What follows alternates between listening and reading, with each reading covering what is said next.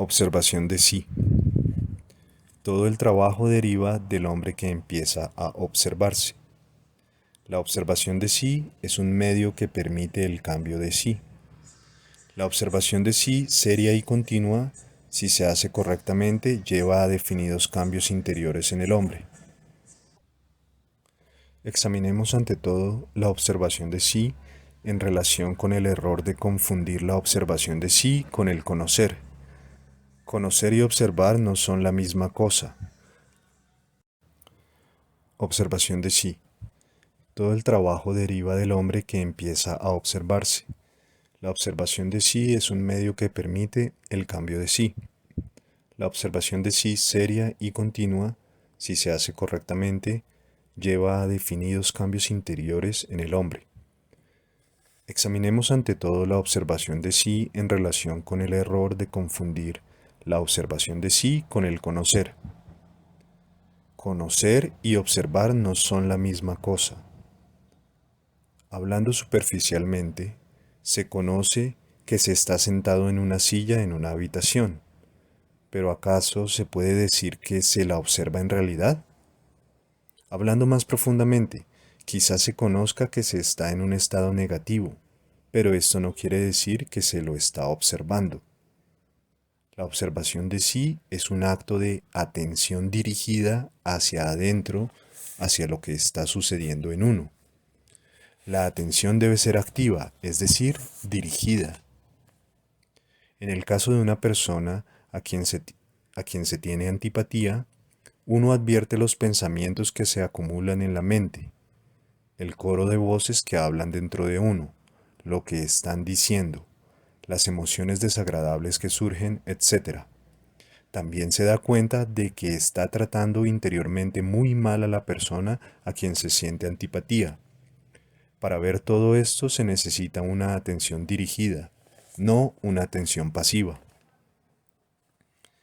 La atención viene del lado observante, mientras que los pensamientos y las emociones pertenecen al lado observado, en uno mismo. Esto es, dividirse en dos. El lado observante o yo observante es interior al lado observado, o está por encima de él, pero su poder de conciencia independiente varía, porque en cualquier momento puede quedar sumergido. En este caso quedará completamente identificado con el estado negativo. No se observa el estado porque uno mismo es el estado. Cabe decir que el hecho de ser negativo es conocido, pero no es observado. Si el yo observante es respaldado por otros yoes que valorizan el trabajo y lo recuerdan y desean ser más conscientes, el flujo de las cosas negativas no podrá sumergirlo tan fácilmente. Es entonces ayudado por el mayordomo delegado. La observación de sí es un acto consciente y no puede llegar a ser mecánico. La gente no solo confunde el conocer con el acto continuo de la observación de sí, sino que toma el pensar por el observar. Pensar es muy diferente de observarse a sí mismo.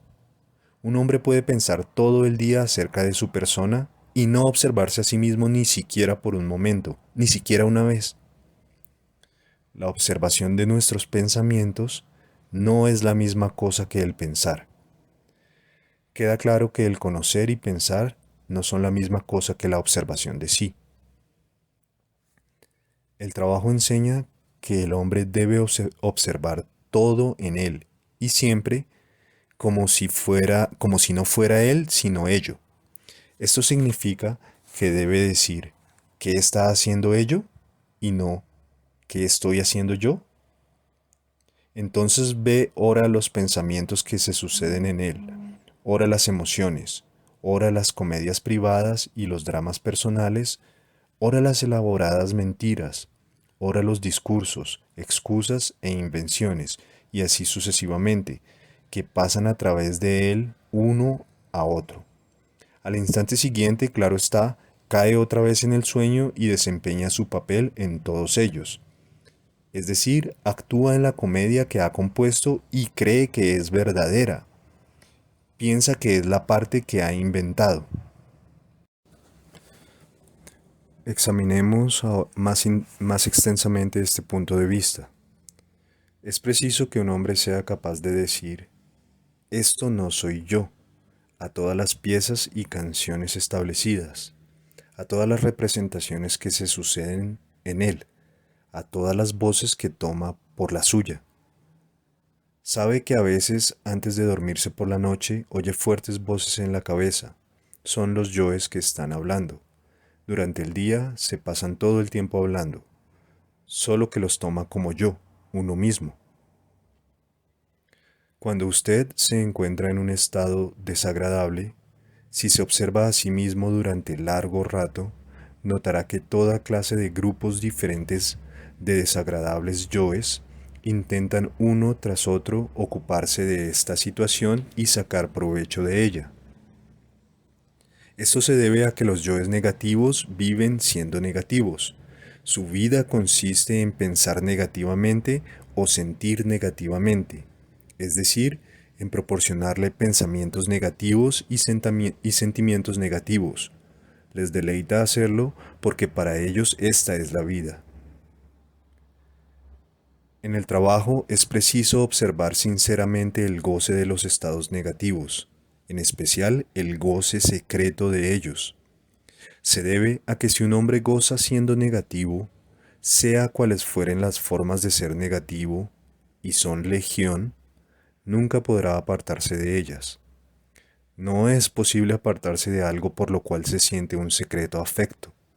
En realidad, lo que ocurre es que uno se identifica con los yoes negativos por medio de un afecto secreto, y así siente su goce, porque sea cual fuere la cosa con la cual uno se identifica, se convierte en ella.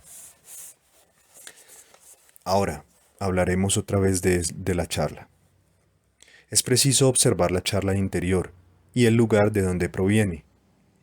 La charla interior equivocada es el almácigo de muchos estados desagradables futuros, sino también de la charla exterior equivocada.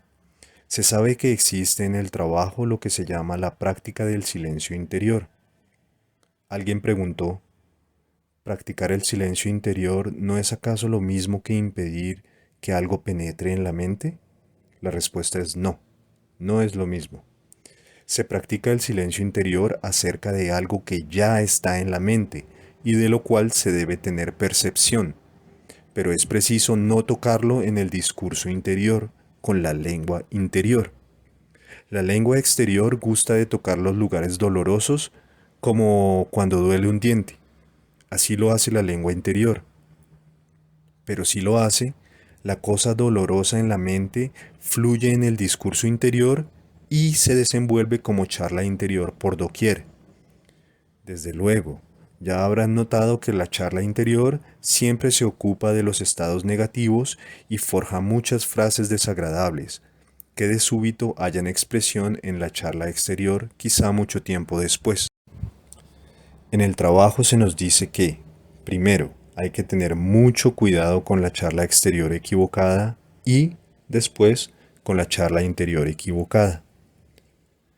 La charla interior equivocada, en particular la charla interior venenosa y malévola, produce una confusión interior, como los excrementos.